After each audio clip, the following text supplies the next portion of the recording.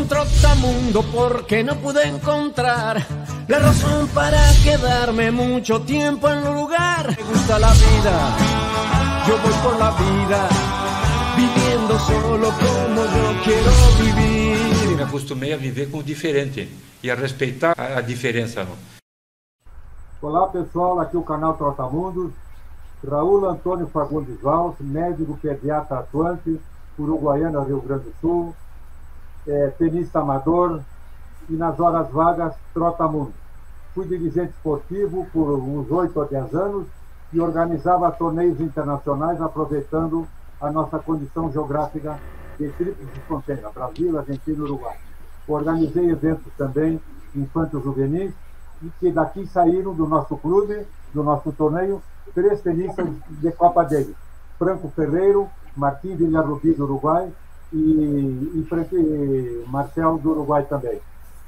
Nas horas vagas são Trotamundo e agora estamos focados no tênis. O Valmor Elias teve uma ideia brilhante de reunir figuras importantes da história do nosso clube. Roberto Marcher, que tive a oportunidade de conhecer há uns 2 meses atrás e visitar em sua casa, nos recebeu fidalgamente a mim e o Valmor Elias, com sua esposa Ana Maria, e é do meu clube, da Associação Leopoldina Juvenil. Ele foi um dos primeiros a largar-se para fazer tênis universitário nos Estados Unidos. Foi para a Florida State University, onde ele graduou-se em literatura espanhola. E depois dele foram 3 companheiros também, o Piva Neto, do Leopoldina Juvenil, o Ricardo Berni e o Salim Júnior, queridos amigos da Associação Leopoldina Juvenil. E com o Roberto Marcher, que está conosco já, estarão também figuras importantes que se dedicaram a vida inteira ao tênis infanto-juvenil e profissional, como o Neneco Carvalhais, do Minas Tênis Clube, que foi importantíssimo na formação dos 3 mosquiteiros, André Sé, Marcelo Melo e Bruno Soares. É um prazer enorme, Neneco Carvalhais. Vai estar conosco também Zé Pedro Carvalho, estudioso, metódico, também como o Carlos Omac. Todos, o José Pedro Carvalho, estudioso e interessado na colocação da ciência no esporte do tênis. O Carlos Omac acompanhando os juvenis e trabalhando no Clube Paulistano e no Clube Paulista, na Academia Slash Paulistana, e acompanhando e tendo contato com os melhores professores de tênis do mundo. É um prazer enorme estar com vocês e passo a palavra ao nosso coordenador, Valmor Elias. Vamos lá, Valmor. Bom, boa noite ao Roberto Carvalhais, ao Carlos Omac, José Pedro Penha de Carvalho e ao nosso convidado especial dessa noite, Roberto Marcher. Roberto Marcher é uma figura histórica do nosso tênis. Ele escreveu uma obra fundamental que todo tenista, todo amante do tênis, toda pessoa que é aficionada do nosso esporte tem que ler, precisa ler para conhecer os meandros da nossa história e de figuras lendárias do nosso esporte aqui no país. Ele, como falou Raul Valls, ele tem uma tradição de tenista gaúcho. O Rio Grande do Sul é a segunda federação que foi criada em 1929, a Paulista em 1924. No Rio Grande do Sul há uma grande tradição. O Roberto Marcher chegou à primeira classe, depois partiu para o tênis universitário, viajou por várias partes do mundo e teve a singular experiência de conviver com alguns dos maiores técnicos daquela época e que, inclusive, se colocam como um dos maiores técnicos da história. Esses profissionais com quem ele conviveu, hoje ele vai nos transmitir a sua experiência, o seu convívio, o que ele aprendeu com esses mestres. Mas Roberto Marcher também jogou tênis, fez gira pela Europa, fez gira pelos Estados Unidos, e eu faço questão de destacar um jogo que me chama a atenção muito, quando o Roberto Marcher jogou em duplas com o nosso lendário Thomas Koch no US Open, e eles ganharam em 4 sets de uma dupla fabulosa, Manuel Santana, que acaba recentemente de falecer, um jogador extraordinário, que foi número 1 do mundo, e o Bob Howell. Então, ao jogar esses torneios, esses circuitos, acompanhar o tênis americano, o tênis europeu, as suas experiências, ele tem muito, mas muito a nos ensinar. E um dos objetivos, quando eu combinei esse nosso bate-papo especial com ele, convidei os 3 técnicos que estão nos acompanhando, estão na nossa tela principal, era que ele nos transmitisse, principalmente para os jovens, a sua experiência, o seu know-how, o seu conhecimento. E é isso que nós vamos fazer a partir de hoje.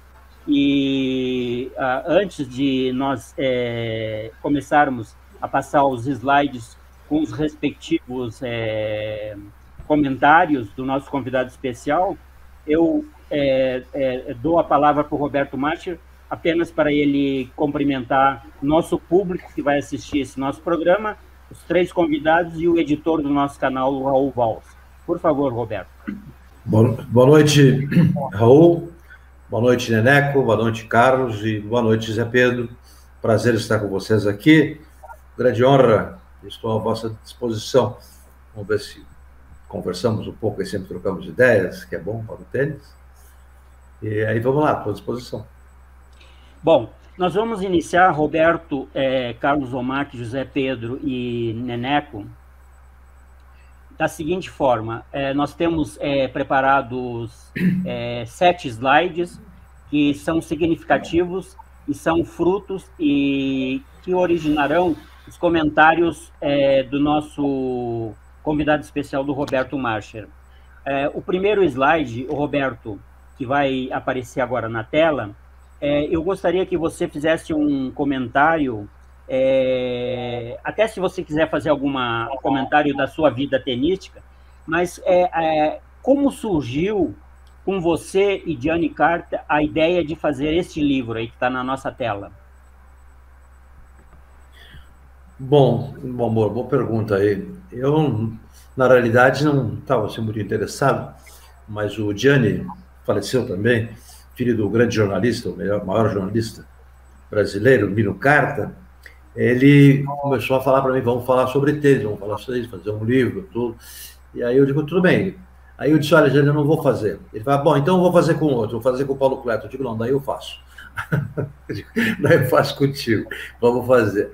Aí fizemos, e o livro é dividido em capítulos, não? Você pode olhar só o que te interessa, tem as décadas, década de ouro, o início, os primeiros, tênis profissional, as mulheres, você olha, quem você quer olhar, tem capítulos dedicados apenas ao Guga, a Maria Esther e ao Koch, né? E depois entrevistas com vários outros. Então, se você te interessa pelos anos 50, pelos anos 60, enfim, o que você achar melhor, você procura direto ali e te dá uma ideia do que acontecia naquela época. Pesquisamos a fundo aquilo, pegamos todos os jogadores ranqueados no top 100 da ATP, até lá com as informações oficiais do Greg Charco, que é o homem que domina essa área do tênis, da imprensa da ATP. Ele nos mandou os rankings, tudo. Então, temos aí esses rankings da ATP, fundada em 72. Daí que surgiu a ideia do livro, e fizemos. Demorou para fazer isso aí uns 9 meses, e finalmente surgiu o tênis do Brasil. Tá bom? Ótimo. É um livro que, vou repetir de novo, todos deveriam ler, principalmente os jovens, para conhecer determinados ídolos e grandes jogadores da nossa história. O Roberto até falou do 100 da ATP, mas lá também tem citações de figuras históricas do tênis, como ele mesmo falou, décadas de ouro.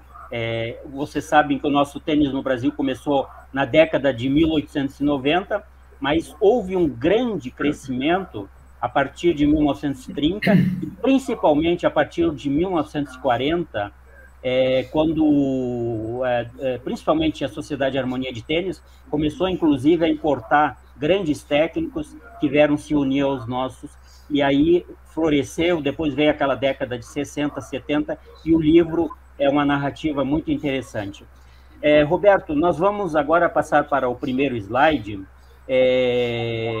e é um gaúcho como nós, O Roberto e eu somos gaúchos, assim como o Raul Valls, também somos lá da Associação Leopoldina Juvenil, embora a minha família também seja sojipana. O Ernesto Petersen, quem vai fazer comentários do técnico é o Roberto. Mas eu conheci muito essa pessoa, eu era muito amigo dele e da dona Maria Luísa. Inclusive, quando eu ia lá para a Bahia, eles me recepcionavam de uma maneira excelente. É um grande jogador, ele foi vice-campeão brasileiro de adultos, é um jogador que marcou época, e depois ele se dedicou à carreira de técnico. Ele teve um longo período na Sojipa, teve uma passagem que o Roberto até pode explicar depois, lá na Associação Leopoldina Juvenil. Ele teve 2 anos, um estágio que ele ficou em Brasília, ele ficou trabalhando com tênis candango lá de Brasília. Depois ele foi para a Bahia, Clube Baiano de Tênis, onde ele terminou nos deixando. E hoje ainda lá na Bahia tem uma pessoa que acompanha os nossos documentários, os nossos programas, que é a Susana Petersen, né? Ela foi uma grande jogadora e é fruto do trabalho dele. Ela, inclusive, ganhou vários brasileiros e fez uma campanha muito espetacular na Europa. Roberto Marcher, fale-nos da tua experiência e convivência com Ernesto Petersen. Ok, vamos lá. Na realidade, o Ernesto Petersen surgiu porque eu me mudei, minha família se mudou. Nós morávamos na rua Faria Santos, ao Petrópolis Tênis Clube, e lá que eu comecei com o professor Elias, que é ainda de calça flanelada, como até o Petersen na foto está jogando de calça comprida, e o João Borer. Era uma turma ainda dos clássicos, ensinavam, eles não sabiam ainda das novas técnicas, não sabiam que a forma de jogar inglesa, que atrasou o tênis, uma barbaridade, apesar deles terem sido, não os inventores, os modernizadores do jogo, né, que é o continental. Você pega a raquete de uma forma só para todos os golpes. E aí eu saí, porque minha família se mudou, e fomos para o bairro de Moinhos de Vento, muito do lado do Leopoldina Juvenil. Meu pai já era sócio de vários clubes do Sul, e assim, não tinha escolha, ele era sócio do Grêmio e do Internacional, era sócio da Leopoldina e do Petrópolis. E aí eu comecei a ir lá, mas todos me falavam muito do Petersen. Eu fui procurá-lo para pedir as aulas, tudo, ele me olhou e disse, olha, vamos ter que mexer nessa direita aí, né? Porque com esse continental aí, isso aí vai acabar. E acabou mesmo. Hoje em dia não se cita, não tem um jogador que jogue bata direita de continental. Então, fiquei com o Petersen o tempo inteiro. Aí ele saiu do Leopoldina e foi para a Sojipa. Eu gostava tanto do Petersen que eu forcei o meu pobre pai a se associar a Sojipa, mais um clube, para que eu pudesse frequentar, não frequentar, porque eu frequentava Leopoldina, mas ir ao Sojipa para continuar tendo aulas com o Petersen, que foi o meu treinador, até quando eu vim ao Brasil, sempre com o Petersen, muito amigo da família, da Susana, da Andréia, da dona Luísa, que você falou. E sempre eu jogava com ele, tudo, era um grande jogador de tênis, várias vezes campeão estadual, como o Paulo já frisou, e fiquei muito tempo com ele, né? Sempre que vinha, ficava. Então, seria assim, o cara que tentou modernizar o meu tênis, colocando um Eastern, né? Não tão pronunciado, depois os detalhes demais aí, mas foi essa a minha experiência com o Petersen. Além de ser um tremendo amigo meu, frequentar minha casa, era amigo do meu pai, enfim, era assim, parte da família. E, Roberto, ele tem uma influência, você poderia, pelo que eu sei, posso estar enganado e você é a pessoa indicada para me corrigir, mas ele Sim. teve influência lá na Sojipa, na Gabriela Schroeder, na Susana Petersen, na família Wappler, lá, todos aqueles filhos do Guilherme Henrique Wappler jogando, a Zuleika Wappler, Paulo Wappler, e ele tem influência também num período no Yart Adam, que foi um grande jogador? Teve. O Yart Adam praticamente queria dele. O Yart tinha que vir para Porto Alegre, depois ele ganhou a condição, o status. Foi o único clube que ele jogou da Leopoldina como sócio-atleta para jogar para a nossa equipe. A equipe era uma barbaridade de forte. Tinha o Koch, Tomás, tinha o Yart, que é um jogador que não foi muito conhecido, mas eu posso dizer a vocês que ele jogava uma barbaridade. E ele ganhou, inclusive, foi campeão brasileiro, ganhou do Koch numa final do Brasileiro em Fortaleza, né? Então, nós estamos falando aí de gente de peso que jogava muito. Ele teve Ivo Noll, nossa, Hernani Fischer, enfim, ele influenciou aquela gauchada inteira. Assim, como treinador, ele era praticamente um mito. Isso é importante, né? Os jovens conhecerem essas figuras aí. E a Suzana era filha dele. A Andréia tinha mais talento, mas a Suzana era aquele regime alemão, assim, errava 2 bolas no bate-bola inicial, eu ficava apavorado. Já mandava ela embora para o paredão. Por que está errando tanto? E ficava batendo no paredão. Tudo. Não era uma jogadora, era feita na base do esforço, né? E foi isso. Os caras brincavam com ele, não gostavam, né? Mas, enfim, a Suzana, né, ela conseguiu fazer essas coisas, né? Ela jogava muito, cara. Tinha uma direita que aprendeu com o pai, Easter, que era potentíssima, fazia de tudo com aquela bola, slices e diabo. E ela depois teve uma carreira na Europa, como você disse. Essa foi a cria dele, que teve melhores resultados. O Yart no Brasil, cria total dele. Tá? Exatamente. E o Yart Adam foi um grande jogador. O Roberto falou, ele ganhou um brasileiro, mas exatamente, ele tem uma vitória assim que ninguém ressalta na história do tênis brasileiro, que ele ganhou do Roy Emerson, quando o Roy Emerson era um dos maiores jogadores do mundo, né? Não, estava entre os 3. Entre os ganhou 3, do Ozuna exatamente. Também. Ganhou do Rafael Ozuna, lembra desse cara, não? Rafael Sim, Ozuna, claro, Rafael Ozuna, do México. Exatamente. Ozuna ganhou, também o Yart ganhou dele. O Yart jogava demais. Bom, o Roberto, nós vamos agora fazer um comentário sobre o nosso segundo slide, que vai aparecer agora na tela, e é o nosso equatoriano Pancho Segura. A tua experiência e a tua convivência, com este grande nome do tênis do passado, como foi? Bom, eu consegui uma bolsa acadêmica da Florida State para ir, no fundo eu queria ir para a Califórnia de qualquer jeito, para que eu conseguisse escrever, terminar a minha tese doutoral sobre São João da Cruz, e doutoral de mestrado, perdão, faltou um pouquinho para terminar o doutorado, mas eu preferi jogar tênis. Aí eu fui lá, e o Koch, morando em Encinitas, uma praia, uma cidadezinha, uma praia no sul da Califórnia, que ficava assim a 5 minutos de carro do Rancho La Costa, onde teve o Watergate do Nixon, e o Pancho Segura era o profissional chefe lá, né?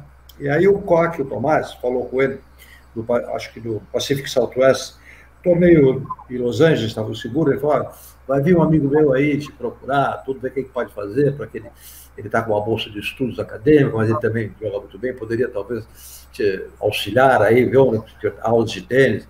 E eu fui lá, me apresentei, ele falou, sim, o Koch, tudo. Ele falou, tudo bem, que horas você quer, né? Aí eu digo, olha, eu quero, não muita coisa, que eu tenho que fazer mais coisas, eu quero das 9 da manhã, às 11h30. Ele falou, não, vai até o meio-dia, tá bom, 3 horas.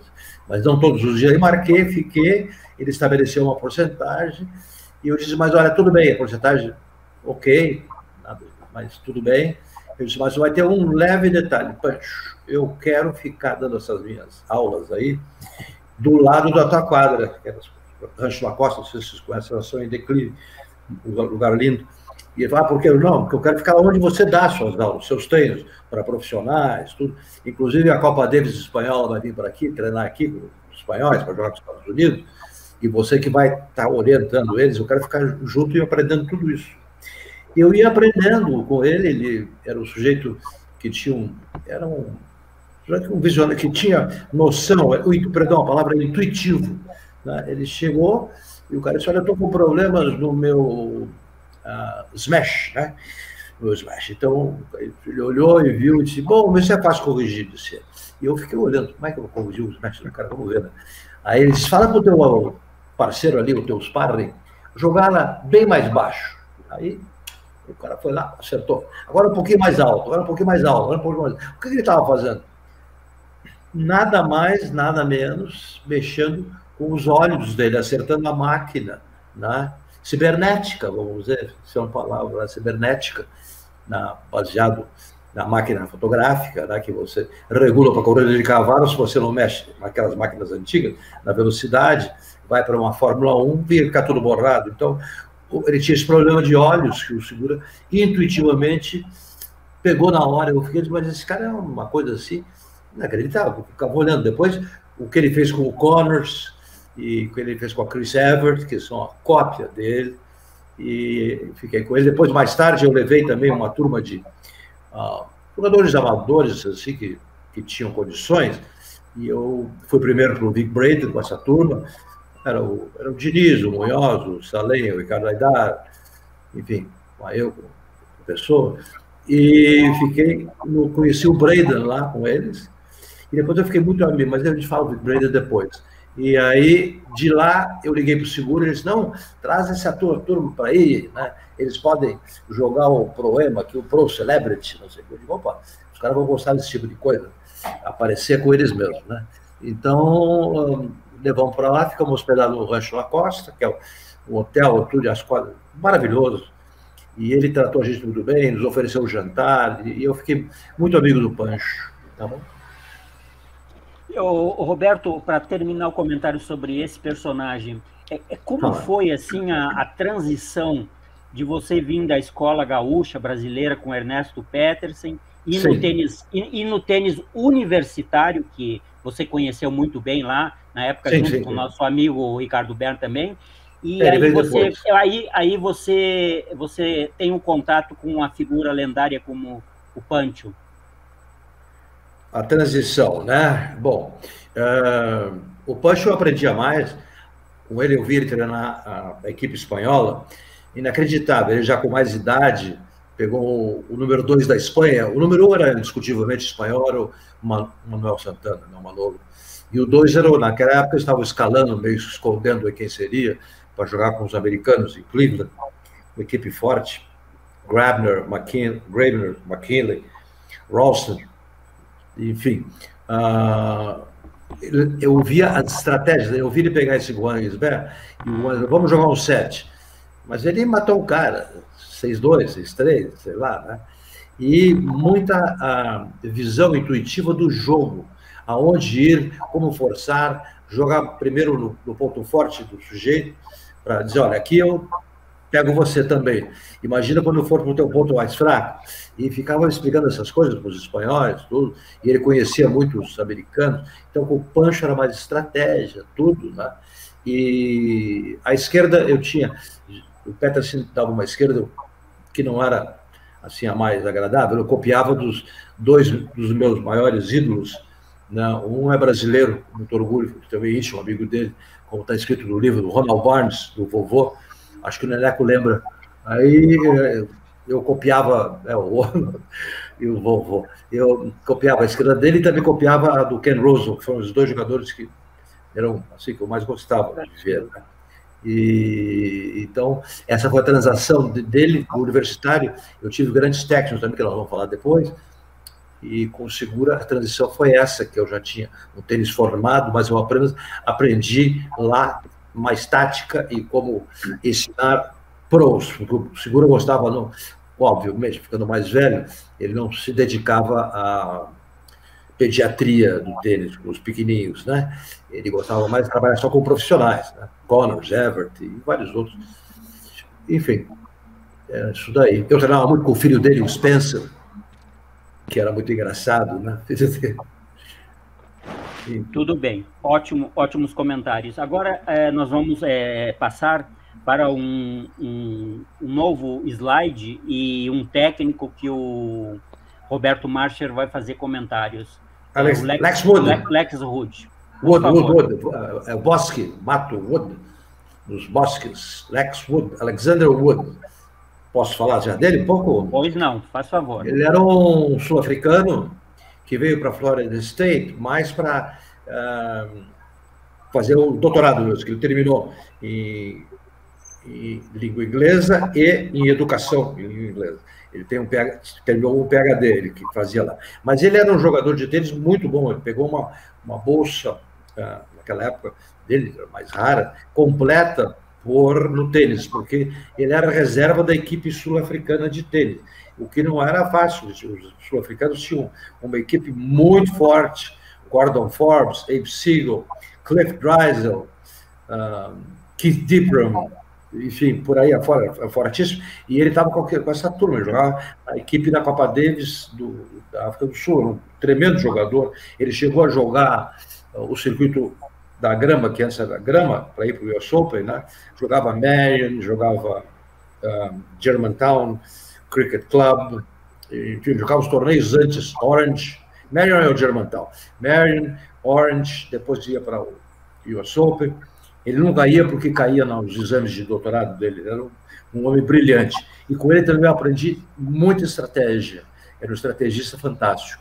Mas mexer em golpes, essas coisas, já não mais estratégia. Ele era um amigo, era um cara muito sério. E só de jogar com ele, ele mesmo escolhia um ou dois para jogar, era muito difícil de ganhar. Eu acho que, desculpa, eu nunca ganhei, não dava para ganhar. Tudo bem. Que nem o Neneco. Assim. O Neneco era o adversário da época do Roberto Macha. Não era adversário. Eu joguei com ele uma vez, eu joguei 2 vezes com ele. Uma ainda não lembra, que eu joguei na Bahia com ele. Tá. E a outra ele me matou, um brasileiro. Mas jogava o Neneco, era um jogador muito bom. O Pepe era mais velho que eu, o irmão dele, que também jogava muito bem, mas ele jogava mais com o Luiz Morandi, que era o meu amigão, parceiro, tudo, do Rio Grande do Sul. E essa rivalidade, assim, na época não tinha, esporadicamente, que ele morava em Minas Gerais, eu morava em Porto Alegre, depois eu fui para os Estados Unidos, mas às vezes que joguei, deu para sentir que ele jogava muito tênis, o Neneco. Ô, Roberto, quando você chega nos Estados Unidos, no tênis universitário, e também com o Pancho, e agora aqui com o Lex Rude, você notou uma diferença assim grande, abissal, entre o tênis brasileiro da época e o tênis que você estava começando a conhecer? Não, porque o tênis gaúcho era... O tênis gaúcho. O tênis brasileiro, devido às nossas péssimas quadras de terra e a nossa bola, que era uma coisa assim, não dava para jogar no fundo com aquela bola, a bola era Mercury, né? Gastava muito rápido, ela obrigava você a optar por saque e voleio e mais para cima, que é como se jogava nos Estados Unidos, nas quadras duras, né? E a bola também rápida, tudo, né? Os argentinos não tinham, na época, os grandes jogadores dele, que era o Soriano, teve o Moreira muito antigo, depois do Pérez. Alejo Russell, né? Alejo Russell. Mas já são anteriores. A época, mas os argentinos não tinham. Naquela época, por exemplo, o Barnes, o Lelé, o Koch, eles não perdiam para argentinos, que era Soriano, e depois teve mais os dois, Albones, os irmãos Albones, enfim, e eles, devido às quadras maravilhosas de tênis que ele tem, eu acho que as quadras do Buenos Aires Lawn Tennis são, olha, entre as melhores do mundo, sem dúvida, são fantásticas. E a bola deles também, que era uma bola europeia, sabe que eles são metidos a europeus, né? Até nisso também, a bola deles era uma bola chamada Lincoln, que era uma cópia da bola europeia, ou seja, para a terra, ela era muito pesada, muito lenta, muito felpuda, muito feltro, e o que pedia um jogo de base, né? Então a gente tinha que jogar, eles não eram assim sacadores e goleadores tipo Marister Bueno, que foi um gênio do saco voleio. O Barnes olhava de onde ele queria, o pessoal, pena que as pessoas não viram o Barnes jogar tênis, era assim uma coisa monstruosa. Também outro que eu cheguei a jogar contra no torneio de Good Neighbors, na Flórida, era o antigo Caribe, o torneio do Caribe. Mas, enfim, também ficou um tremendo amigo meu, o Ronald. Esses voleadores, Nato Lelé, enfim, o Koch, imagina, o Koch era muito saque e voleio, né? Tanto é que ele chegou em 4 quartas de finais de US Open, 1 quarta de final de Wimbledon, enfim, o cara jogava em todas as quadras. Então, respondendo a tua pergunta, não. O tênis brasileiro era muito parecido com o tênis norte-americano. Muito diferente do tênis europeu. Pois não. O Roberto, como nós vamos ter também depois as perguntas dos nossos convidados, eu vou passar ao próximo técnico mestre, nosso professor, que é um colombiano, né? William Pato Álvares. Por favor, nós vamos ter na tela o slide, e você pode começar, por gentileza, os teus comentários do convívio com essa personalidade que foi um homem marcante, né? Realmente. Um dos maiores técnicos que eu conheci. Era um outro intuitivo. O Pato Álvares eu conheci também através do Koch e do Barnes. O Barnes é que me apresentou para ele. O Pato Álvares era um cara estranhíssimo, ele tinha vitórias assim inacreditáveis. Ele ganhava do Santana, na Espanha. Era uma figura incrível. Depois ele dedicou a técnico. A escola espanhola deve muito ao Pato Álvares. Eu acho que ele foi o criador, fundamental, o cara que mais influenciou a escola espanhola de tênis, chama-se William Álvares. Eu conheci ele num tipo de um challenger um torneio perto ali de Barcelona, pertíssimo de Barcelona, Royce, né? E tinha outros torneios ali por ali, do lado, tipo challenger. E eu, uma vez, num desses, jogou o Pato, e eu joguei na primeira rodada com um americano, que na terra era um peixe fora d'água, por isso perguntou a transição do americano com os brasileiros. O americano na terra era barbada, né? Não tinha problema, até para mim. Aí eu depois joguei com o Álvares e ficamos muito amigos, e ele me deu uns toques fundamentais, já que eu voltava um pouquinho para a empunhadura antiga, que eu tinha aprendido. Veja só, uma empunhadura, depois de 2 anos, putz, ela se cria raízes em você e é muito difícil mudar, praticamente impossível, né? Aí ele mandou que eu fixasse mais o pulso, me deu uns toques, tudo, jogamos. Depois eu peguei uma gripe violentera, não era essa gripe atual, mas muito forte, e fiquei com febrão, tudo. Ele me colocou em lugares que ele conhecia tudo de Barcelona, né? Então, era isso. E depois eu vi ele dar treinos para o Koch, eu vi ele treinar o Barnes era um inferno, porque ele batia na porta do quarto do Barnes para tirar o Barnes. Sai daí, vamos treinar. E o Barnes dizia, não enche o saco, não sei o quê, né? Aí ele dizia, meu senhor, vem tomar café e vamos para a quadra, vamos na pista. Vamos à pista. E eu ficava olhando, e com o Koch também, os drills que ele dava. E também, os 2 caras de drills, chamam-se, na minha opinião, Harry Hopman, o australiano, famoso, que fez a equipe australiana, é um deus da Austrália, né? Toda a geração de ouro da Austrália passou pelo Harry Hopman, e ele fez os drills, aquele 2 em 1, que é um drill clássico ainda, todo mundo dá, é a criação do Hopman. E o Pato Álvares também inventou vários drills, principalmente em movimentação. Ele mexia muito na forma que o jogador se mexia na quadra. Se você olha um jogador se movimentando, você dizia, esse aqui é aluno do Pato. Tá bom? Ótimo. E ele tem uma formação de colombiana, o outro, o Pancho, equatoriana, depois os americanos que você conhece. Você começou a notar assim as origens deles diferentes, assim? São. O equatoriano, o Segura, é intuitivo, né? Que, como é o Pato Álvares, intuitivo, né? E eles são parecidos os dois. Os caras tinham intuição pelo jogo, enxergavam, sabe, o que você está fazendo. Esse cara, numa Copa Davis, sentado no banco ali do coach, dando as instruções, ele mudava o jogo, o Pato Álvares. Tanto o Segura também, só que não podia, né? Ou depois já podia na Copa Davis, não lembro direito. Mas ele não sentava, porque ele não era colombiano. Na Espanha, os espanhóis jamais iam aceitar um colombiano como coach de cadeira da equipe espanhola, sabe como é que é lá, né? E aí o Pato Álvares tinha problemas, que ele falava coisas, eu não vou falar isso aqui, as coisas aqui agora, porque não é do interesse, mas tem coisas peculiares, né? Era muito engraçado. E ele não era bem tratado pelos narizes em pé. O pessoal de narizinho em pé na América do Sul, o chileno, o Pato Rodrigues, que é uma figura fantástica também, técnico, mas era um baita de um nariz em pé. Não deixava o Pato sentar na mesa, o Pato Álvares, né? Não deixava o Álvares sentar na mesa e esnobava o cara, literalmente, né? Os argentinos. E nós não. O Barnes era um Imagina, o inglês carioca, o que pode dar? É uma confusão. O cara em inglês chamava-se Ronald Winston Barnes. E carioca, quer dizer, dá uma mistura aí diabólica, né? Quer dizer, o que você vai fazer com esses caras? Mas o Pato adorava ele, e ele dizia, senta aqui, não sei o quê, né? E tinha intimidades totais com o Pato, e o Pato adorava, porque finalmente o Koch também tratava ele muito bem, o Lelé muito bem. O Mandarino, dessa turma do Brasil, foi o que eu mesmo conheci, assim. Também conheci, mas não tão bem como os outros, né? Então, mas Roberto, ele foi contratado da Real Federação de Tênis da Espanha? Foi. O Pato Álvares, foi. Para ser técnico, sparring, mas nada de coach de cadeira, não.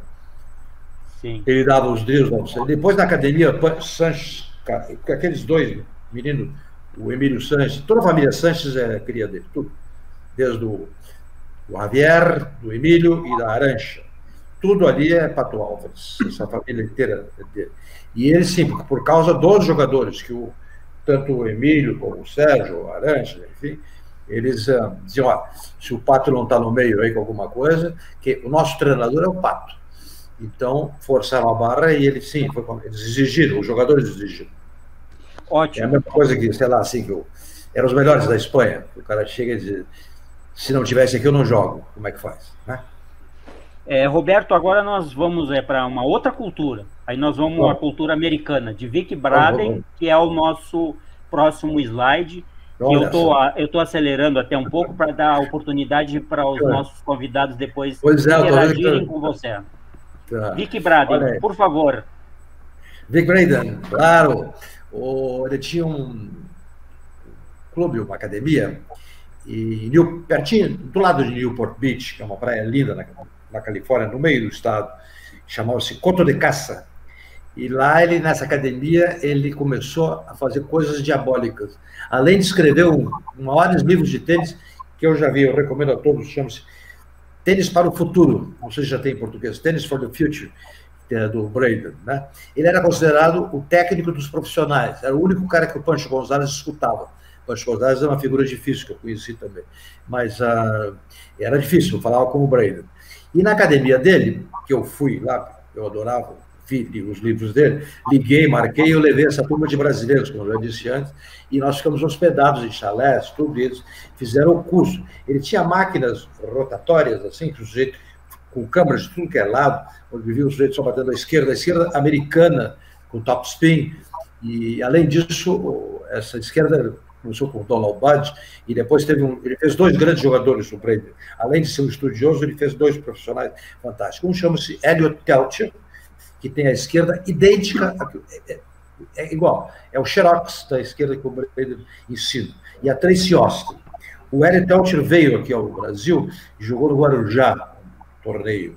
Você deve saber melhor que eu, isso aí, Valmor. Mas o Braden tinha uma quadra que ele me levou, de olha, eu olhei a quadra, disse, nossa, isso aqui é a tua quadra central, você faz torneios? Ele falou, não, essa quadra aqui é proibida de jogar, é o meu laboratório.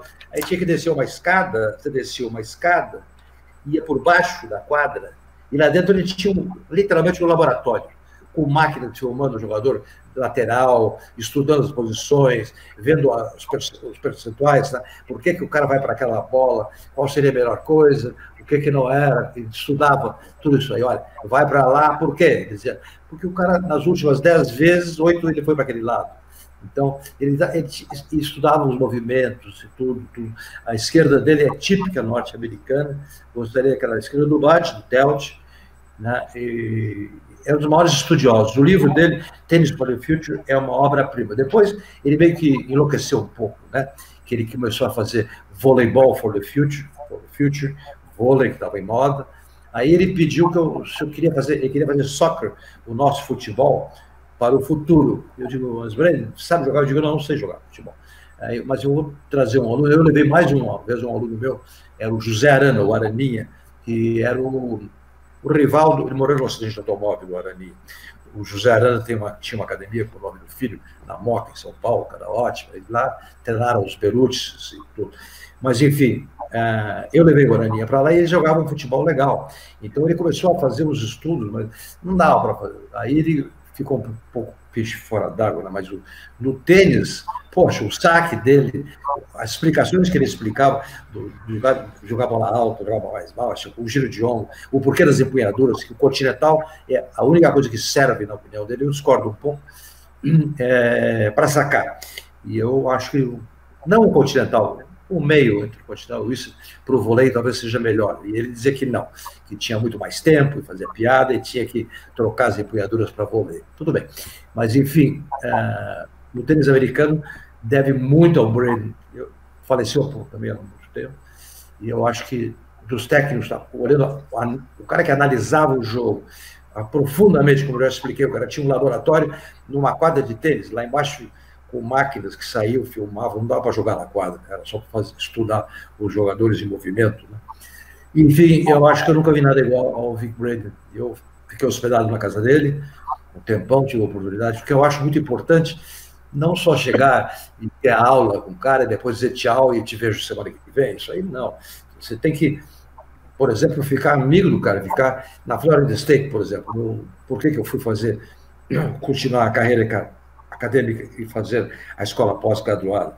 Porque eu era íntimo de vários professores, o cara não era...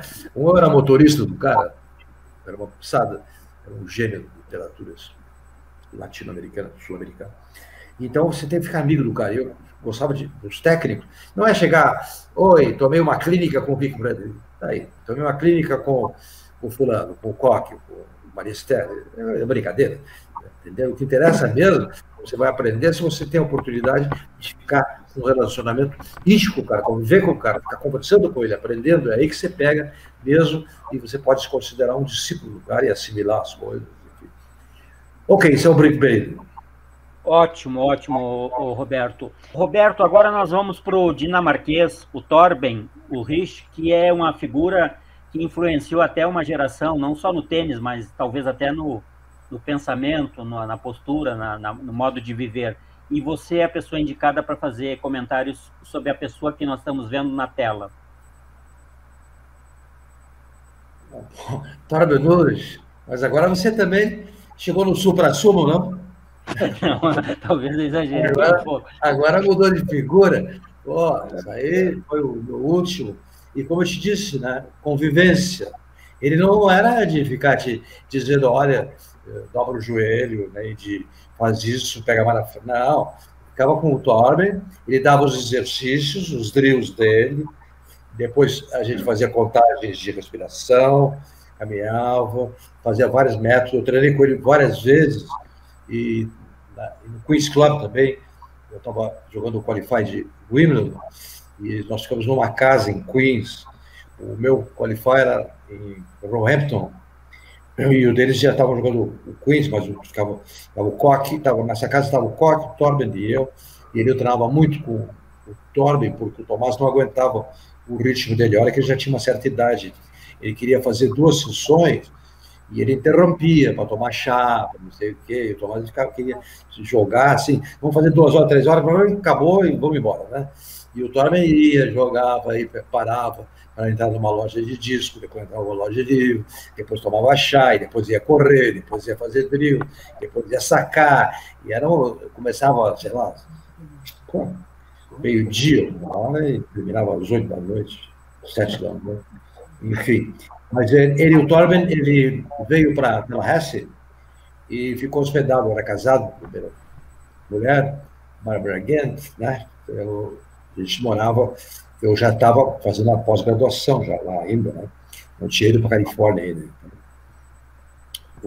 Mas ele já veio lá comigo, ou já tinha, não lembro, mas ele ficou na minha casa, na casa da Paula minha, em Tallahassee, capital da Florida, Florida State.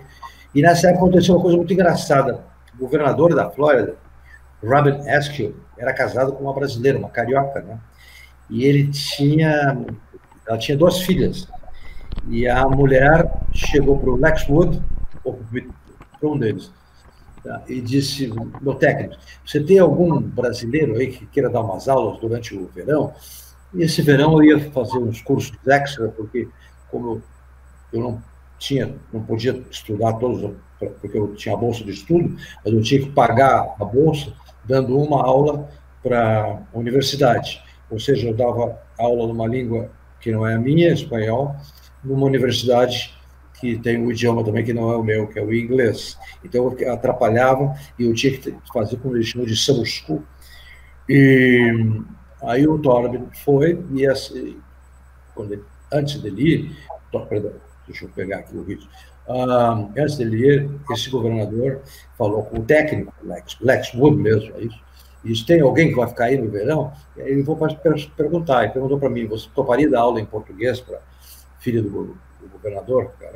E eles têm uma quadra muito boa no palácio, aqui no palácio do governo. E fechado comigo mesmo, né? Aí fui lá e comecei a dar aula, a mulher dele, uma carioca muito simpática, todas as meninas, e ele também vinha, e às vezes batia um pouco o governador, né? E eu fiquei muito amigo dele, bastante amigo. Aí, quando o Torben veio me visitar em Tallahassee, ele ficou uns 10 dias na minha casa, né? E a gente treinava, porque o Torben tinha aquelas coisas dele que de manhã ele não jogava. Eu não tinha chance de jogar de manhã. Antes das 11, não tinha tênis. Meio-dia, já era meio de mau humor. Uma hora começava devagar, ele era na máquina, era na máquina, tudo, mas gostava de jogar à noite, né? Porque treinava muito à noite, Dinamarca, quadra coberta, o Luz. E a gente tinha uma luz legal lá. E eu na casa do governador treinar lá, na casa dele, deixava, apresentei o Torben. Torben é uma figura assim, inacreditável, não dá para acreditar. Não existe um só Torben, existem vários Torben. Existe o Torben, o músico, que ele era um expert em jazz, flautista de primeira categoria. O mestre dele, o professor dele de flauta e jazz, foi Sidney Bechet, que é considerado assim, no mundo do jazz, ser uma coisa inacreditável. Ele tocava, tinha um programa na rádio de Copenhague, Torben Ulrich, tênis e música, né? Que ele tocava, dava solos de flauta, tudo. Era um yogi, aquele estudante que pratica a yoga, na época dele ele praticava zen budismo, o que eu tentei fazer e não era minha coisa, não. Uma vez eu fui fazer em Rochester e fiquei lá e quase morri. Não lembro, acho que se chama de Seixin, 24 horas direto, né? E, sei lá, quase morri. Os caras te acordavam com aqueles... tipo de umas coisas de folhas de papel, assim, fazia um barulho bárbaro, você dava um susto, né? Que 24 horas sentado, assim, com poucos intervalos, é complicado, não é fácil. Eu também fazia, mas enfim, também fiz muito com ele, fiz muita meditação com ele sentado junto. Eu tinha uma linha de prática e ele tinha outra, depois ele mudou também, veio e virou um Bhakti, não vou entrar agora em yoga, chama-se devocional.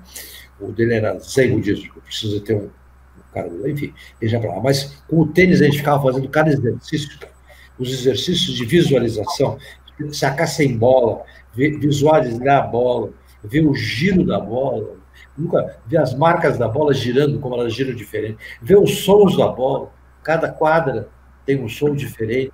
Então, o sujeito ia lá, veja, nessa quadra você joga melhor, devido ao som. Nós ficávamos minutos, 20 minutos, meia hora, olhando só o giro, umas técnicas que eu aprendi com o Torben, mas são coisas muito complicadas, e aí o sujeito já tem que estar ou alinhado para aquilo, né, que queira fazer aquele tipo de coisa. Era o Koch fez bastante com o Torben, o Raymur, nome também da África do Sul, e tinham vários outros, tinha Jeff Borowiak, enfim, uma turma de americanos e também europeus. Tá? O filho dele, você sabe quem é, né? É o Lars Ulrich, que é o dono da Metallica. O cara não é milionário, né? É trilionário. Né? A Metallica ganhou uma fortuna, essa banda de heavy metal, né?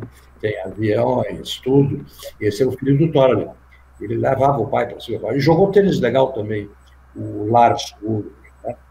Aí o Torben mandou ele para academias, ele se revoltou, enfim, esse era o Torben. Mas é um outro tipo de coisa, aí já é pós-graduação. Realmente, ou você enlouquece ou você aprende.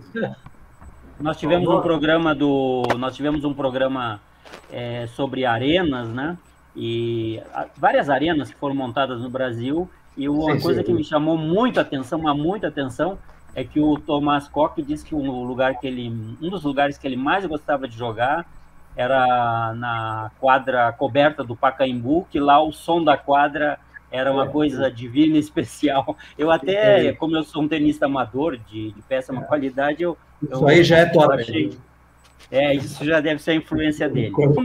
Vamos aproveitar a parte tenística para nós. Fala com o pessoal aí. Talvez até eu vou fazer. Então, eu ia passar a palavra primeiro para o Raul.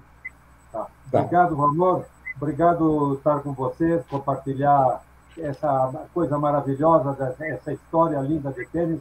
E eu comento ao Roberto Marcer que eu tive a oportunidade ímpar de jogar tênis dupla com o Pante Segura. A minha cunhada fazia os torneios, o Virgínia Slims dela, durante uns 30 anos na Califórnia, no Spa, La Costa Resort Spa. E o Pante Segura, ele jogava lá com os donos, que depois eram japoneses, então ele era amigo do meu sogro, eu jogava dupla com eles. E foi uma época maravilhosa, ou seja, jogar dupla com um cara como o Pante Segura, e ele era uma lenda lá na Califórnia. Porque, é verdade, é uma hora. Em 1962, quando ele estava se aposentando, ele foi para o Beverly Hills Tennis Club. E lá ele jogava com Doris Day, Charleston Heston, Cat Douglas, toda essa turma, Ava Gardner, Lorin Bacal. Então, isso é o que eu tenho para contar para vocês. Foi um prazer enorme estar com vocês. Um abraço a todos, um beijo no coração. Um abraço para o amor e um abraço para vocês. Tchau, pessoal. Muito obrigado, Raul. Muito obrigado. O Roberto, nós vamos agora começar a rodada de perguntas, e a primeira que vai ser feita é pelo nosso técnico e nosso amigo Carlos Omaki. Boa noite, Roberto. Bom, boa noite, então, a todos os internautas do canal Trotamundos que nos acompanha. Boa noite a todos os companheiros. Uma honra estar com vocês. Me sinto aqui um juvenil, né? Ao meio dessas lendas do tênis. Muito obrigado, Valmor, pelo convite. Poderia ficar horas aqui ouvindo essas histórias, né? Como o Valmor colocou bem, principalmente de algumas figuras que não só viveram do tênis, mas viveram pelo tênis, para o tênis, né? Então, é uma alegria estar aqui com todos vocês.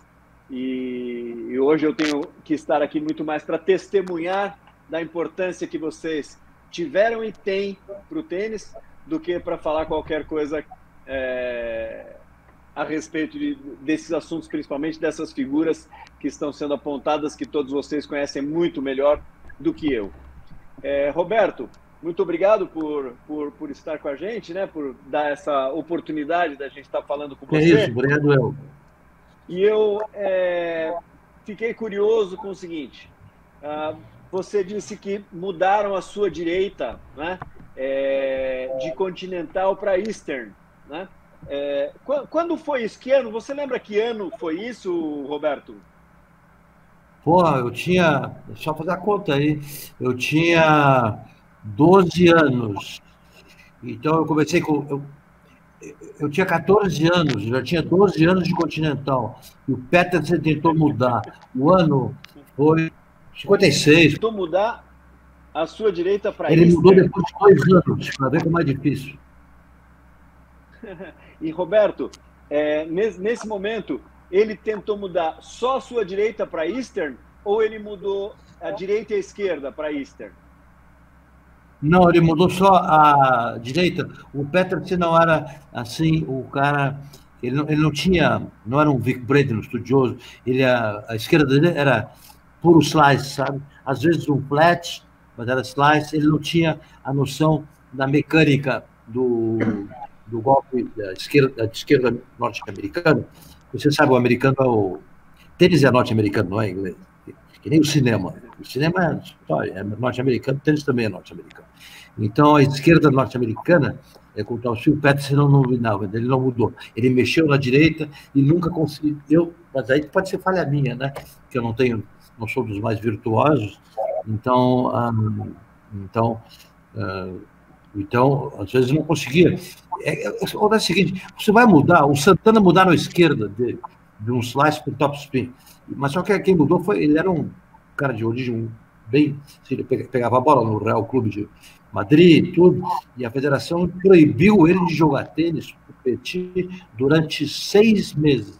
Ele não podia jogar torneio. Aí o cara tinha uma chance, né? Porque você estava jogando um torneio, o cara te mudou, aí chega na hora do pega, vamos ver mesmo, tudo.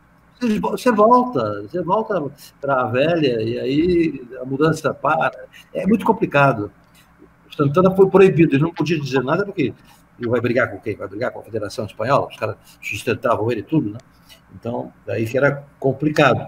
Mas ele conseguiu mudar à esquerda, que eu acho que existe uma possibilidade mais fácil. A direita é uma lobotomia, velho.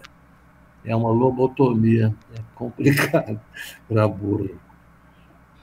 Que legal, que legal. Então, sim, é muito interessante. Eu acho que para os internautas, para os amantes de tênis aí, né, terem uma noção que em 1956 eles já se falava em empunhadura Eastern, né? Apesar de que nesse trabalho então, ele manteve ali a sua continental para a empunhadura e já mudou para uma Eastern. Você disse ainda muito antes, já começou esse trabalho? Não, a empunhadura Western era muito antiga, ela vem antes da Continental. Continental é coisa de inglês, por causa da corda de grama. A bola por baixo, os ingleses só fizeram confusão, eles quase perderam a transmissão de Wimbledon, porque eles não queriam mudar a cor da bola, tinha que ser branca. Aí chegou o patrocinador e disse, então, não vamos mais patrocinar esse torneio, porque ninguém vê a bola, não tem audiência. Aí, finalmente, forçados, eles então, vamos botar amarela. E o Continental, os caras diziam que não, que era Continental e acabou. É uma piada. Enfim. Que legal, que legal. Grande novidade para mim. Muito obrigado, Roberto. Bom, vamos às outras perguntas e os nossos amigos aí podem entrar direto na pergunta, porque nós todos temos um prazer grande de estar com o Roberto. O Carvalhais, Neneco, você faça a pergunta para o Roberto Marcher. Primeiro, boa noite a todos. Roberto aí, companheiro de torneios e viagens. É um prazer muito grande estar falando com você. Eu gostei muito de uma coisa que você falou aí desses... eu conheci o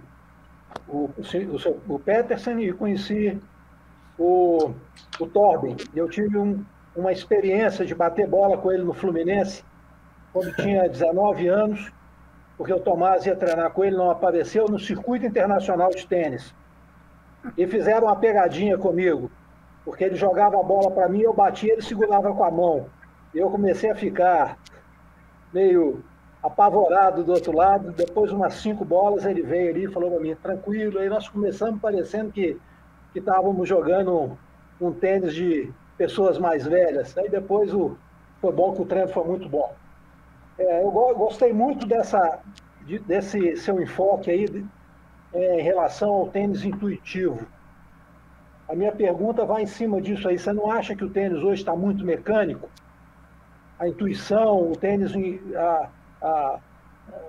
lá, a variação de jogo está cada vez mais faltando no tênis? Está ficando um jogo muito mecânico? Eu acho que, sem dúvida, foi chato, né? E não dá para ver. Agora, tem os excepcionais, e aí, por exemplo, o tênis virou fabricação em massa, né? Antigamente eles faziam sob medida, né?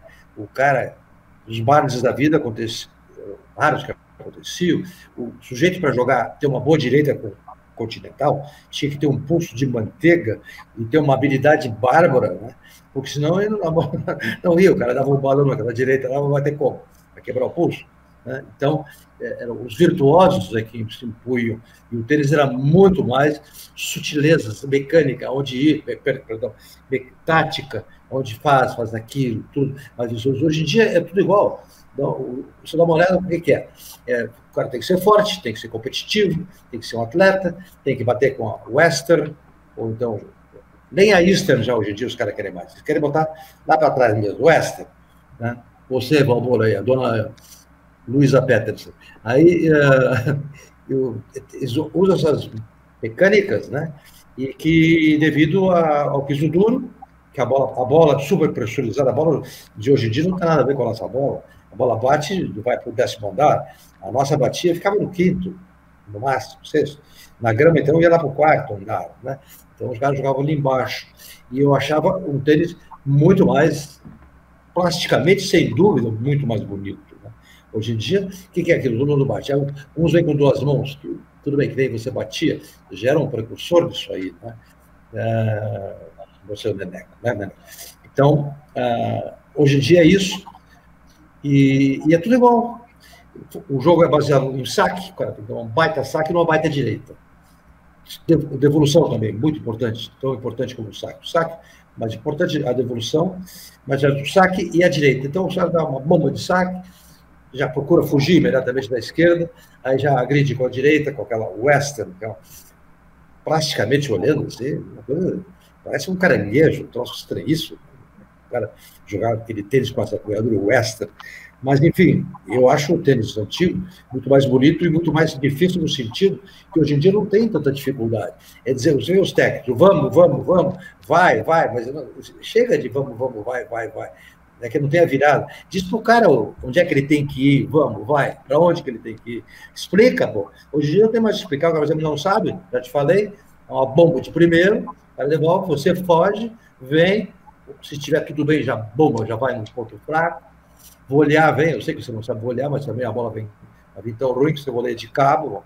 Antigamente o voleador precisava volear, porque era complicado, tinha que volear. Hoje em dia, se você não sobe bem, o cara te passa, porque vem com aquele top spin, tudo ó, pancada, velocidade muito forte, a bola super pressurizada, é muito mais difícil de volear. Então, fica reduzido ao tênis de base. A grama de Wimbledon modificou completamente, hoje em dia tem um pulo muito mais alto, dá para jogar no fundo. Pergunta para o Nadal, que na época, nos anos 50, por exemplo, eu duvido que o Nadal ganhasse o Wimbledon, essas coisas assim. Acho que era mais complicado para ele. Mas hoje em dia, o piso de Wimbledon não é nem tão rápido, não é tão rápido. Se a grama está um pouco mais alta, ela fica mais ou menos lenta. Mas o piso duro de asfalto, de cimento, quadradura, se você deixa ela com poucas camadas de textura, enfim, tinta, ou for lá, a resina, ela fica uma coisa rapidíssima. Sendo que nada tão rápido, você deve ter jogado já também, que é proibido, óbvio, né? Parquet, né? Taco de madeira. Aquilo lá era um jogo mais jato, não dá para jogar. O cara... Enfim, o tênis mudou muito nisso. Também teve a época do saque do vôlei, que começou a ficar muito chato. Todo mundo sacava, voleava, tudo quando era rápido, não tinha nem um pouquinho de fundo. O cara já vai ficar no fundo, numa grama que a bola, no segundo e terceiro pique, não pula mais direito, só fazer o quê? A bola bate e vai para o outro lado. Quer dizer, quanto pior a quadra, melhor é. Eu e o Endo no Qualify passei uma rodada, todo mundo perdeu, o Eurico perdeu, o I perdeu, o Kilmaí perdeu. Por quê? Porque eu joguei com um cara que tinha classificado em Paris, era um iugoslavo.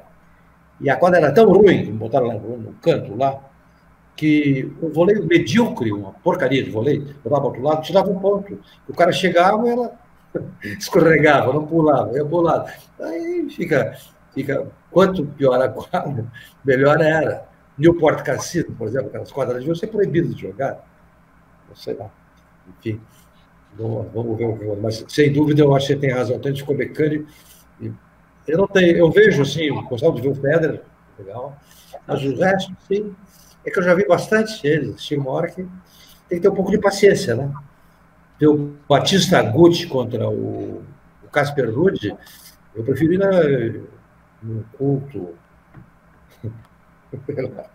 Qualquer coisa. Não dá para ver. Chega uma hora que, sabe, perdão, a paciência vai embora, né? A mesma coisa. Volta depois de 3 horas, a mesma coisa. Teve alguma mudança? Não, zero, tudo igual. Mas é o que ganha, né? Com certeza.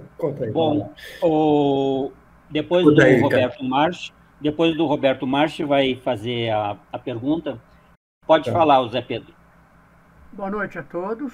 Eu tenho uma alegria interna nesse momento muito grande de estar participando numa interlocução com o Roberto, que é um cara vivido no tênis, que é um cara experiente do tênis, na companhia do Carlos e do Neneco, e com a supervisão tua, Valmor, que está muito chique.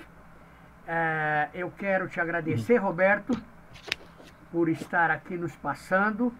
E o que me chamou, uma das coisas, quando o Valmor me apresentou os treinadores dos quais você ia falar, tem dois que me chamaram a atenção e possivelmente um terceiro, que eu tive uma experiência próxima. O primeiro é Vic Braden, que você fala Braden, maravilhoso. Eu falava Braden, porque aportuguesei. Eu fiquei sabendo do Vic Braden quando eu estive a primeira vez nos Estados Unidos, e a pessoa que me falou dele disse o seguinte: tem um louco lá na Califórnia que tem uma quadra com câmera para tudo quanto é lado. É isso. Parece você filmando, porque eu sempre me preocupei em filmar uma série de coisas. Eu tenho muita coisa em Super 8, nada em 35mm, tudo em Super 8. Tenho bastante coisa. E depois aí, nos tempos atuais, com os telefones celulares modernos, a filmagem, eu consigo fazer bastante coisa. Mas eu sonhei muitos e muitos anos em ter alguma coisa parecida com o Vic Braden, né? E aí, Roberto, eu tenho um livro dele que eu trouxe, que eu comprei nos Estados Unidos, eu já passei para o Valmor. Esse livro está falando sobre psicologia. E ali e dentro do meu processo todo de treinador, nós tínhamos uma equipe multidisciplinar em casa. E a minha irmã era psicóloga. Depois de várias tentativas, ela usando a experiência dela como clínica, achando que ia resolver os problemas, o livro do Vic Braden foi o primeiro livro que mostrou uma possibilidade de psicologia do esporte. Então eu passei a ela estudou, e a gente já discutia as coisas dele. O outro cara é o Pancho Segura-Cano, que aí vai uma pergunta. Ele é segura-cano porque segurava com as duas mãos, só no backhand, ou era o forehand também? Eles jogavam os dois, com duas. Ele era um Dos rapaz. Dois lados era com duas mãos. Ele teve um problema de doença, ele teve na infância, ele não lembro direito o que era, ele ficou muito frágil, né? E naquela época não tinha essas coisas para as crianças que começam super cedo. O cara começava a jogar mais tarde, ou então, dizia, o cara com 6 anos dava uma raquete de adulto, o menino não conseguia segurar aquilo, ele tinha que botar outra mão. Eu batia com as duas, mas o Cano, isso aí não é o nome dele, o nome dele é Pancho Segura, e tem um outro nome que o Valmor lembra, que o nosso Raul, que jogou dupla com ele, falou também, Francisco, esqueci o nome. Olegário. Francisco Olegário.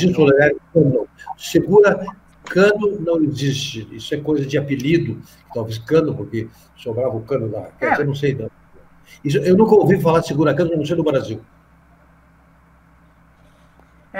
Eu tive uma experiência engraçada. Não existe segura-cano. O Pancho Segura-Cano é famoso há muitos anos, tá? Ou sempre foi famoso. E aí uma das crianças que eu orientava falou, mas por que segura-cano? E coincidentemente tinha uma barra de cano no lado da quadra. E eu falei, segura aí, vamos ver como é que é. E ele precisou segurar com as duas mãos. Aí eu falei para ele, tá vendo por quê? Segura cano, porque a sensação é essa, que você está segurando uma coisa pesada e que você precisa segurar com as duas mãos. Começaram a jogar muito cedo, é isso aí.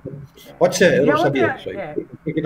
E a outra experiência minha fantástica com ele é que em Guayaquil parece que é o berço dele. Guayaquil. Não é isso? É isso mesmo. E ele mantém, Valmor, o Neneco, Zé Pedro, ele mantém uma ajuda há muitos anos para os melhores jogadores que estão lá. Então é por isso que saiu o André Gomes, depois o Raul Viver, depois os irmãos Lapente. A quadra é uma quadra tradicional que eles falavam que era o covil do Segura, né? Que naquele lugar ele tinha se desenvolvido. Então foi uma experiência fantástica também com eles. E o terceiro é o Pato Alvares. Ele está vivo ainda? Quem? O Pato Alvares? Pato Álvares você falou? Está vivo? Tá. Eu possivelmente E trabalha ainda, vou tem uns precisar. meninos de 12 anos. Tá. Possivelmente eu vou ainda. fazer. O que ele teria hoje? Uns 80 e poucos anos? Ele teria a idade do... 81, 82. 82. Porque né? quando... O Neneco e Carlos, quando eu fiz a Ivalmor e Roberto, quando eu estava fazendo o 2013, 12, 13, 14, eu fiz o início da temporada com o meu jogador na Flórida. E lá também iam os espanhóis. Eu preciso ver as fotografias, porque possivelmente tinha um senhor octogenário com 8 jovens espanhóis. E esse senhor acompanhando, provavelmente era o Pato Alvares. Eu não me lembro. Eu lembro que chamavam ele de Pato, mas eu não sei se era Pato Alvares. Então, veja só, pessoas que você teve uma convivência próxima, é um privilégio. Foi muito bom falar contigo, foi muito bom ouvir as tuas histórias, ou a tua experiência.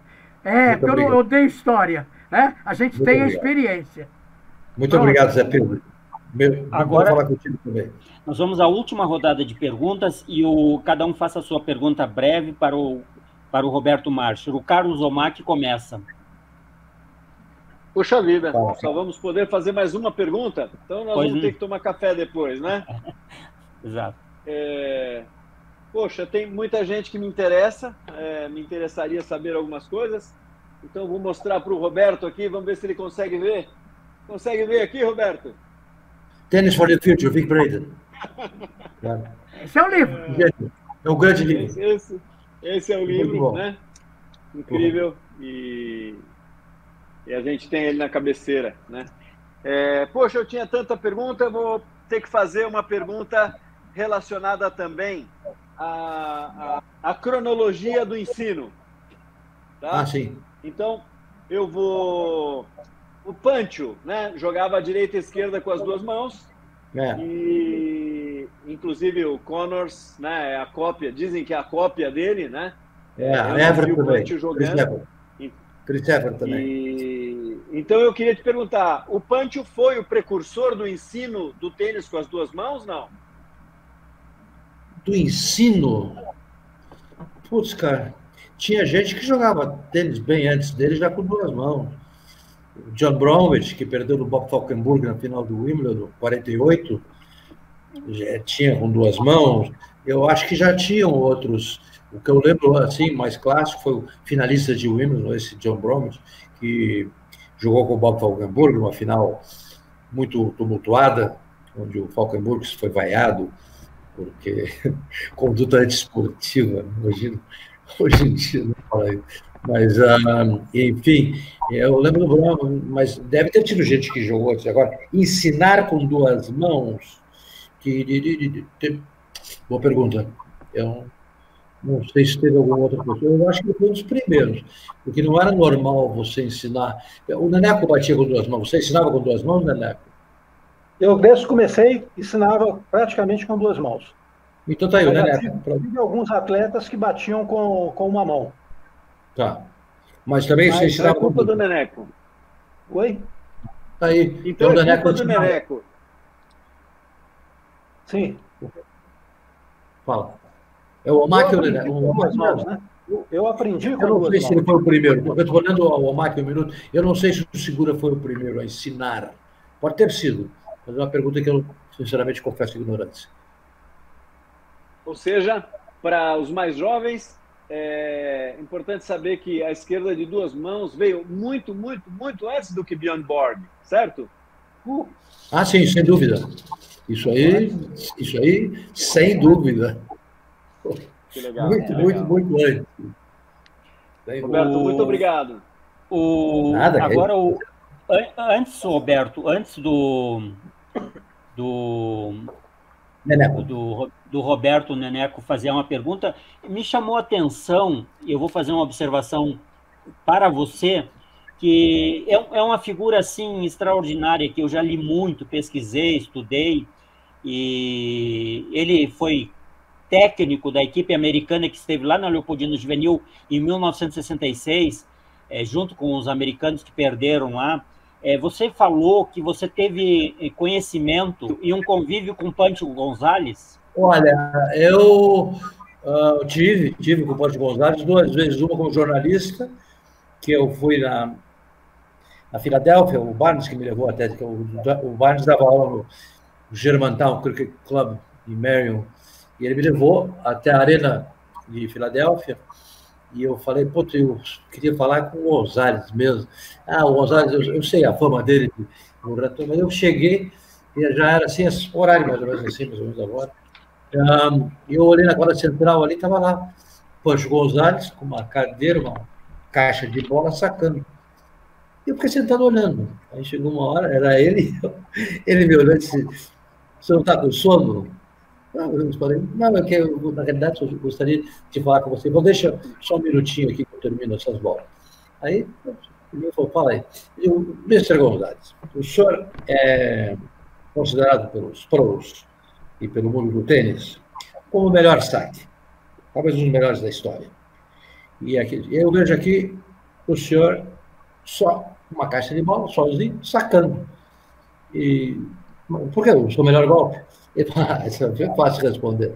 É o seguinte, se o meu melhor golpe não está funcionando, eu ganho de quem?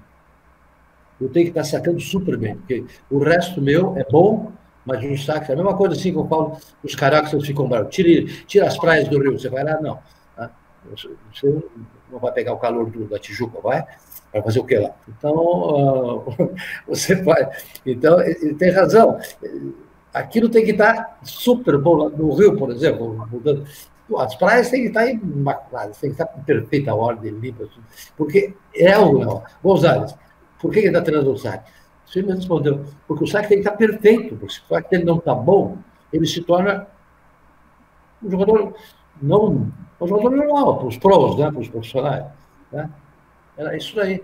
Quem usava muito era o Falkenburg também. Então, isso foi a primeira vez. A segunda vez é que eu estava andando, tinha uma amiga minha, que ele gostava muito, estava eu e o Tomás. E olha que o Tomás jogou 2 vezes com ele, e ele não falava assim muito. E eu estava sentado com o Tomás, com essa Cíntia ali, e vejo o Gonzalez passando. De repente, o Gonzalez da meia volta do Tomás, coisa estranha. Vem pela nossa mesa e pergunta, ei, Thomas, dá para sentar aqui? Quando ele falou, claro, senta. E ele sentou e ficou lá conversando com a gente, tudo. Eu queria conversar mais, era com a minha amiga, tudo, bonita, tudo. Aí ele queria conversar com ela e conversava com o Tomás, tudo, ficou um tempão, tudo. E desde aí ele começou a falar comigo. Ele sempre perguntava, não sei o quê, daí, cadê? Não sei, cadê a figura? Eu digo, pô, tá por aí. Mas isso foi meu contato com o Gonzalez. É incrível, né? Porque é uma figura lendária do tênis. Gonzalez é um coque, viu? Pode falar bem de Gonzalez, é um coque, isso aí tem. É uma figura lendária do tênis e eu li, estudei muito sobre ele, que eu gostava muito da lenda que existia sobre ele, né? E o que me chamou a atenção também, não é motivo agora do nosso programa, é que ele foi um homem que teve muito dinheiro, ganhou muito dinheiro como comentarista, que trabalhou em televisões, e ele era professor de grandes resorts americanos, lá hotéis, e teve vários casamentos, e ele acabou, assim, morrendo na miséria, e vocês, não sei se vocês devem saber isso muito melhor que eu, que a miséria dele no final da vida foi tão grande que o André Agassi cobriu todas as despesas. A irmã do André Agassi casou com ele. Exatamente, a irmã casou com ele e o André Agassi... Só uma interrupção, perdão. O Gonzalez, vamos falar um pouquinho do saque. Lembrando, primeiro, a raquete que ele jogava, que soltava muito menos a bola do que soltam essas raquetes. Acho que isso aí é ponto pacífico. A bola. Agora, o fundamental é que na época do Gonzalez, não havia a regra do futebol. Era observado o pé esquerdo, se você fosse destro, o pé esquerdo tinha que estar colado no chão até contato com a bola, aí você entrava com o outro. Então, a regra do futebol foi abolida. Você pode botar o pé, não pode botar o pé na linha, pode, mas você pode, no saque, saltar fora. E aí cai, junto com ela, essa regra do futebol foi abolida. Na dele, não. Esse pé dele tinha que ficar até a bola, o juiz que eu estava futebol. Então, a bola tinha que sair da raquete, ele não podia mexer o pé esquerdo. E hoje em dia não existe. Já imagina o Gonzalez sacando sem a regra do futebol.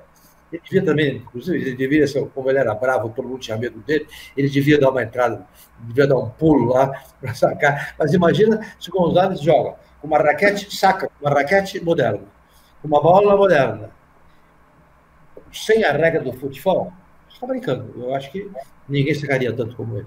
Eu acho. Bom, perdão. Vamos, só para complementar, então, as despesas funerárias quando ele morreu foram cobertas pelo André Agassi. Como disse o Roberto, a irmã era casada com uma das últimas esposas do foi a última, Rita? Do Pancho Gonzalez. Teve um filho, Agora, a próxima pergunta é do Roberto Carvalhais. Por favor. Olha, Neco. Vamos lá, vamos para esse campo aí do saudosismo. Você falou aí de grandes tenistas brasileiros, do Barnes, do Ronald Moreira, do Thomas Koch, do Art Adams. Eu nunca vi jogar. E era uma época de ouro do tênis, né? Fora a Maristé Bueno. Por esse lado aí, você não acha que o nosso grande problema sempre foi com a transição e que se força muito esses juvenis que ainda não estão prontos em jogar profissional? Não falta o retorno da categoria 19 a 21, que jogava todo mundo jogava. Isso, é uma juventude. Brasileiros adultos e dos interclubes. Eu acho que seria uma forma de manter um alto nível de tênis e que esses adolescentes se preparassem mais para jogar o profissional. Porque eu acho que hoje uma corrida atrás de ponto e financeiramente muitos não conseguem fazer. E naquela época, se pegar a minha geração ali, quantos jogavam profissional? João Soares, Roger Guedes, Givaldo, Júlio Góes, são todos da minha geração. E todos jogaram, todos. O João Soares um pouco mais velho, o Kirmair 3 anos mais velho, o Júlio Góes 2 anos mais novo, Roger Guedes... Você jogou com esses caras todos? Você jogou todos jogaram 19 21, jogaram os brasileiros todos e depois foram aí, acho que 100 do mundo, né? Acho que os 3 foram 100 do mundo, por volta ali de 100 do mundo. Então eu acho que... eu acho que tem razão, tem que levar em consideração uma outra coisa também, né? É a formação e o tipo genético, como é que veio os nossos, por exemplo, um sueco, um japonês, aquele Michael Chang, que ganhou o Roland Garros, acho que ele ganhou do Edberg na final. O Chang, os suecos, essa turma explode mais cedo. Os sul-americanos, mais ou menos, devido ao nosso perfil, à nossa característica, à nossa genética, não sei, a forma de ser, eles começam a explodir, chegar no top aos 24, por aí, né? Veja, Rode Rose, o Rose, por exemplo, mas também eu conheci o Rose também de novo, através do Koch, e ficava mexendo o saco dele, nós entramos na mesa dele, que o Tomás era bem amigo dele, quer dizer, o Rose eu falava pouquíssimo, o Tomás ficava mexendo o saco dele, perguntando coisa, tudo, e ele tomando o chá dele com sanduíche de queijo, e ele, nós, ficou mexendo o saco. Mas o Rose foi um fenômeno, porque com 18 anos ele ganhou o Roland Garros também, né?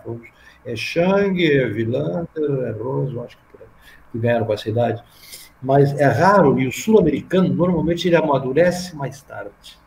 Então, essa transição dos 18 anos, botar pressão, por exemplo, esse menino, o Thiago Wilde, que está aí, tudo, ele tinha um problema, assim, ele tinha ali muito coisa de paz, complicado, né? O pai quer que o filho ganhe logo, e não sei o que, me mexe, e meu filho, e, de repente, surge uma arrogância totalmente errada, totalmente que não vai funcionar. Foi um grande campeão de 9 a 12, ótimo, mas esqueceu de crescer. Então, sei lá, a cabeça não funciona. E agora ele entra no profissional, começa a tomar pau, que o jogo muda, né? Do juvenil para o profissional. E eles não conseguem fazer essa transição. E eu acho que, como você disse, eles são expostos muito cedo. Eu acho que o sul-americano tem que dar um tempinho mais para eles, ter esses torneios 19 a 21, tudo, e aí começar com o cara. O Beruti, eu tive um grande prazer, foi o último cara que eu trabalhei, dos profissionais, que no final eu gostava mais de trabalhar mesmo, era só com o profissional. Era um espetáculo, era um cara maravilhoso, tudo, mas ele demorava um pouco. Aí, problema de novo de pais, né? E tinha um amigo caseterista, ajuda muito se o tenista for órfão. Não é tanto assim, mas atrapalha. Trabalharam muito a carreira do Beruti. Olha, era uma coisa assim que eu tinha que me meter. Não vai mais atender telefone. Não dá para você perder 10-8 no quinto, com neblina, no US Open, quadra dura, com neblina, hein? Do Kevin Anderson, sacando as 200 por hora. Ele é 10-8 no quinto, você teve 2 match points, fala com a mãe fala, ô, seu perna de pau. Eu digo, ela está me atrapalhando o trabalho, que estou fazendo isso há tempo. Agora, ela nem vê o jogo, ela não sabe as condições, ela não sabe quem é o caminhando, ela não sabe o que é neblina, ela não sabe como é que é a quadra número 7 ou 12 do US Open, rapidíssimo, à noite, com neblina, com a bola, Kevin Anderson sacando, o cara perde 10-8 no quinto. E a liga para a mãe, que, puta, quase eu digo, não atende esse telefone. A minha mãe diz, ô, seu perna de pau, não vai perder isso. Olha, né? Chega uma hora de dizer, senhora, em vez de me ajudar, você só está me atrapalhando. Muito obrigado. Aí, porra, assim, porra, isso com profissional. Eu acho que eu respondi a tua pergunta, eu acho que é muito cedo mesmo. Com certeza. Valeu, vou falar contigo. Agora nós vamos à pergunta do José Pedro Penha de Carvalho. Por favor, a última. Vai lá, meu querido José Pedro. Fazendo a nossa ele é o responsável pelo Zé Minho, virtuoso do tênis. Essa daí, Roberto, eu vou te dar uma pressionada. Você ainda está nativa, pelo menos estudando, acompanhando, não, vendo os jogos? Faço uma supervisão, talvez até vá no Rio de Janeiro, lá estou tentando ver uma coisa lá, onde era o antigo lobby, o Neneco conhece bem, chama o Rio Tênis Academy, que está tomando conta, é o irmão do grande amigo meu. Eu fui lá, talvez eu faça, mas aqui em São Paulo eu supervisiono alguns meninos mais, assim, faço uma supervisão. Por isso que eu troco uma bola, eu fui na casa do Tomás, lá na grama dele, né? Aquela grama de 1950, né? De 2, uma puta, não fala para ele ficar bravo.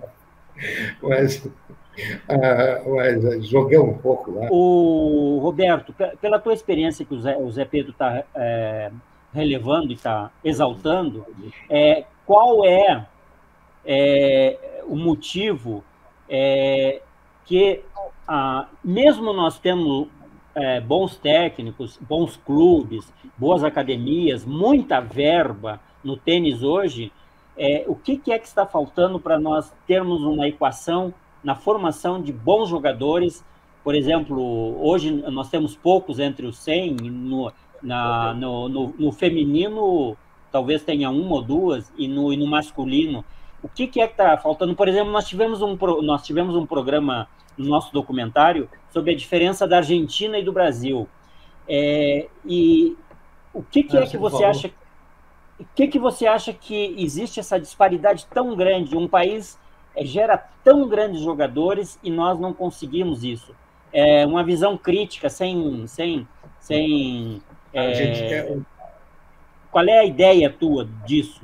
Falta uma padronização, o que é mais fácil na Argentina devido ao tamanho da Argentina. No Brasil é difícil padronizar, né? Por que você não pode ter um bom jogador em Pernambuco? Ou na Bahia, ou não sei aonde. Sabe, essa padronização que você falou da Argentina é muito mais fácil fazer lá do que aqui. Questão geográfica. Aqui é imenso, mas se desse, por exemplo, eu estou tentando fazer, que mais ou menos tivesse a base, eu já vi treinadores, um fala A, outro fala B, outro fala C, outro fala D. A linguagem não é padronizada. Então, você fala com os argentinos, eles falam A e todo mundo fala A. Talvez tenha um B que o cara manda embora. Aí, e eu acho que eles têm essa padronização é muito importante para ajudar isso na formação dos jogadores, dos técnicos padronizarem, não confundir a cabeça do cara. Por exemplo, eu gosto da direita que o Mike viu aí, né? Um vai dizer, não, o Brady, qual é o problema que eu tinha com o Brady? O Brady insistia que tinha que olhar com o Easter e mudar para olhar com o Easter também, o voleio. Eu dizia, não, o voleio dá para fazer com os dois. Aí eu perguntei para o técnico dele, e disse que estava falando, um aluno meu que eu levei lá, ele falou, Roberto falou isso. E por que você... E você voleia assim também? Você não faz voleio de Easter, dá aqueles voleios, trocar uma empunhadura, que eu acho que no tênis rápido, em dupla, por exemplo, eu acho muito difícil fazer isso. Em todo caso, o cara disse, não, o senhor tem razão. Agora, vai falar lá para o Brady, o senhor consegue outro emprego para mim? Porque se eu for falar isso que o senhor está dizendo para mim, e eu começar a fazer isso aqui, ele me manda embora no dia seguinte. Eu posso falar, mas se eu tenho já um outro emprego, eu posso assinar um contrato para mim, que aqui eu não vou ficar. Ele vai ver que eu estou fazendo isso aqui, que não é do jeito que ele quer, e eu vou ser mandado embora. Isso chama-se padronização. É um pouco duro, mas ali do Braden, por exemplo, ninguém vai te dizer para olhar como empunhadora semi-isca, vamos chamar de gripe australiano, né? Que é entre o Eastern e o continental, que para olhar, eu acho melhor. E lá nele não, ele não aceitava, imagina. Isso é padronização, dizendo, não, senhor, muda completamente, bom, voleio disso, bom, voleio já, e dizia que dava tempo, e provava, e vinha com as máquinas dele, fotografava, e fazia, aí você ficava quieto, que não dá para falar. Mas o tênis é uma coisa também que tem individual, muito individual. Exatamente, eu até comentei com o Roberto, conversando com ele, que eu estive a convite lá na época que eu fui presidente da CBT, e como jornalista também, que eu viajei muito para a Argentina, e uma das coisas que me chamava a atenção, que eu fui a Rosário, fui a Santa Fé, e fui ao Buenos Aires lá, o Tênis Clube, que é um clube mitológico, é uma coisa impressionante, é uma lenda aquele clube. O Tênis Clube argentino também, em todos os lugares eu via uma maneira que eles praticamente ensinavam a meninada, o infanto juvenil, igual, o mesmo padrão, o mesmo ensino. Então, o tipo de jogador praticamente saía daquele processo ali. Mas, olha, nós deveríamos... Isso é para fazer massificação. O que eu não gosto muito também dessa ideia. Eu não sou fabricar em massa. Tipo o carro americano. Não. Eu prefiro, por exemplo, várias opiniões, como foi no meu caso. Eu terminei com o Torben Ulrich, que daí é o super-sumo da graduação, né? É o pós do doutorado, como te disse, ou você aprende ou você enlouquece. Conheci gente que já enlouqueceu. Então, mas aí o problema é esse. Né? E eu não gosto muito. Eu acho bom até certo ponto. Por exemplo, o Breno tem que ficar enchendo lá e botando que tem que ser uma empunhadura Eastern de voleio esquerdo com uma mão, e o outro, e tem que ser, chama-se massificação, que eu não concordo totalmente, porque tira muito a individualidade do jogador. O cara tem gente que diz, não, peraí, tu está dizendo isso, mas eu quero volear assim, e daí? Como é que é? Que nem o McEnroe. Eu também. Fiz o Tony Trebel de técnico na Copa deles, o cara mandou ele dobrar o joelho. Ele falou, mas eu não vou dobrar, eu estou em pé aqui, o senhor me manda 100 voleios, eu acerto 100. Por que o senhor quer que eu dobre? E porque você fica mais longe da bola, sabe? Dá uma explicação lógica, nacional. Ele mandou o cara embora. Falou, ó, com esse cara aí de coach da Copa Davis, eu não jogo mais Copa Davis. Quem perdeu o emprego? O trader. Ou vai ser o McEnroe que vai ganhar o rua? Não, na época dele. Então, eu não concordo com essa massificação tão assim. Vai dar jogador em massa, como deu na Espanha, massificação. Tudo é Pato Álvares lá. Depois os discípulos dele. Tênis na Espanha é Pato Álvares. Quem fez lá foi lá. O resto são todos discípulos dele. São bons. Né? Mas eu tinha uma época a Suécia, graças a Deus, mudou um pouco. Mas eu acho que massificando vai cair no que o Neneco falou. Vai ficar tudo muito igual. Os caras já sabem antes o que o cara vai fazer. Tá bom? Só uma coisa aí. Um cara legal de ver jogar, eu vejo, viu? Os jogadores do Modernos, que dava para ver jogar, que era legal ver jogar, eu me divertia vendo jogar. O cara que jogava muito tênis era o Benucci, tomar. Jogava? O que você acha, né? Jogava bem? Sim. E era bom de ver. Não era massificado. Você não sabia o que o homem ia fazer, falou? Podia fazer a maior besteira do mundo, mas podia fazer uma coisa assim, que é isso? Tinha criatividade, né, Roberto? Tinha criatividade, né? Tinha criatividade, né? Eu tinha uma época que só treinava caras que me interessavam, que eu gostava de ver. Cara que não daria para treinar. Não dava. Chega um momento que eu, sabe, desculpa, o teu saco cai. Não dá mais. Né? Então, eu não tinha mais idade também, quando era. O Belucci era divertido. Porque muitos. Jogava bem desse cara. Eu gostava muito de ver as partidas dele, o que eu vi de partida dele, não. Eu queria matar ele. Muito obrigado, boa noite para todos, desculpe os transtornos, um abraço e nós vamos nos encontrar em vários lugares, em vários momentos aí. Grande honra a todos vocês. Muito obrigado. Parabéns a todos. Valmor, repito aqui, que importante e que feliz a tua ideia de reunir pessoas tão experientes e que têm tanto a colaborar e contar as suas vivências para jovens tenistas, para jovens treinadores, para pais, para organizadores de eventos. Reunir o Roberto Marcher, que escreveu um livro importante sobre a história do nosso tênis e que viveu o furacão do tênis junto com Luiz Felipe Tavares, com Ivo Simon, escrevendo sobre tênis na revista Tênis Ilustrado, e um dos pioneiros em ir estudar e fazer o tênis universitário nos Estados Unidos, passando toda essa experiência de algo que é uma opção importante para os jovens tenistas no momento de transição. E essa conversa informal e agradável que ele teve com o Neneco Carvalhais, formador de tenistas de elite, com José Pedro Penha Carvalho, com toda a sua experiência no circuito COSAT, com juvenis, e sempre querendo aplicar a ciência no esporte, e também o Carlos Omaki,